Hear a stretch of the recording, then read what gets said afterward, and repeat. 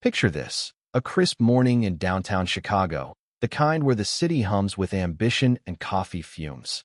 I'm stepping into the Grand Sterling Hotel, all sleek marble and glittering chandeliers, the kind of place that screams money and exclusivity. But the second I cross that threshold, I feel a cold, sharp stare from behind the front desk, like I've just walked into the wrong movie. My name's Marcus Tate, and I'm here to check into the penthouse suite, but the guy behind the counter, Richard Voss, he's already decided I don't belong. He's got that polished suit, that smug tilt to his chin, and a voice that cuts through the lobby like a knife. Sir, this isn't a public lounge. You need to leave. No hello, no can I help you, just a straight-up demand, loud enough to make heads turn, guests pausing mid-sip, a bellhop nearly dropping his tray. I'm standing there in my black hoodie, jeans, no logos, just a duffel bag slung over my shoulder, and I can feel every eye in the room sizing me up, wondering what I did to deserve this. I don't flinch, though. I've been here before, not this hotel, but this moment. At 25, I got kicked out of a tech conference I was keynoting because someone thought I was the sound guy. At 33, a car dealership wouldn't let me test drive a Bentley, told me to bring a real buyer next time. Now, at 40, same story, different stage. I look at Richard, calm as a still lake, and say, I'm checking in. Marcus Tate. Penthouse. His eyes narrow, like I just handed him a forged check.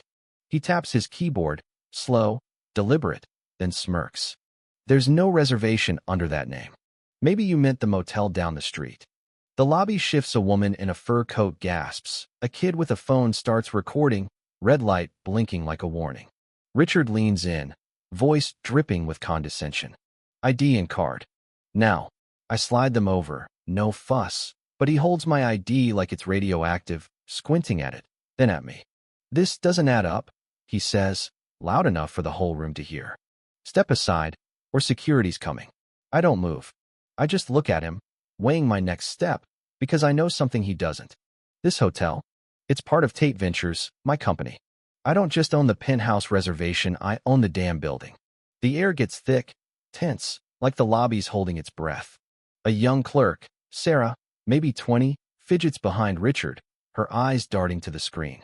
She knows something's up, but she's too scared to speak. Then Richard picks up the phone. Security, lobby now. Possible fraud. That's when the kid with the phone zooms in, whispering to her followers, they're about to mess up big time.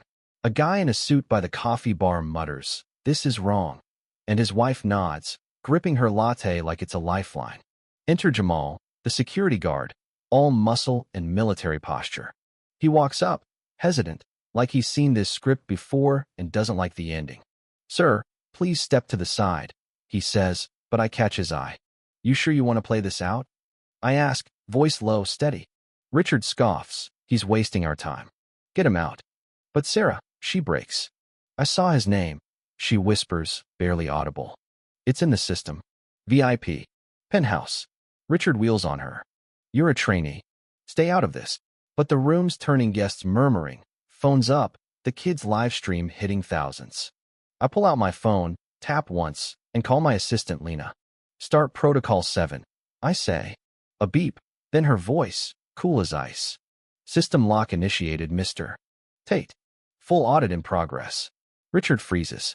The lobby screens flash red, access denied. Sarah gasps. The system's frozen. Lena's voice cuts through again. Richard Voss, flagged for unauthorized profile, override. Margaret Klein, guest operations director, logged for verbal misconduct. Margaret, who just stormed in, all sharp blazer and sharper attitude, snaps. You can't do this. But I step forward, calm as ever. This hotel runs on my servers. My company holds the contract. You don't get to decide who belongs. The room erupts not in cheers, but in a heavy, reverent silence. Richard's face drains. Margaret's clipboard trembles. Sarah steps away from the desk, tears in her eyes, and says, I should have spoken up sooner. I nod. You did when it counted. The kid with the phone whispers to her stream. He owns the place. They're done. Lena's voice seals it. Terminations processed. Badges deactivated in 30 seconds. 2 suits from corporate compliance walk in, escorting Richard and Margaret out, their protests fading as the glass doors close. I step to the elevator, press the button, and slip inside alone. No speech, no gloating, just me, my duffel, and a truth that didn't need shouting.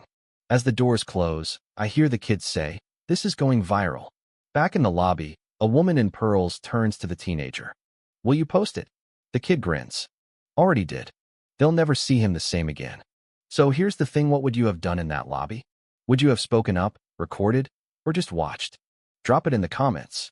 Share this if you believe in justice that doesn't need a raised voice, just the weight of truth. Because moments like this, they don't just change a room, they change how we see each other.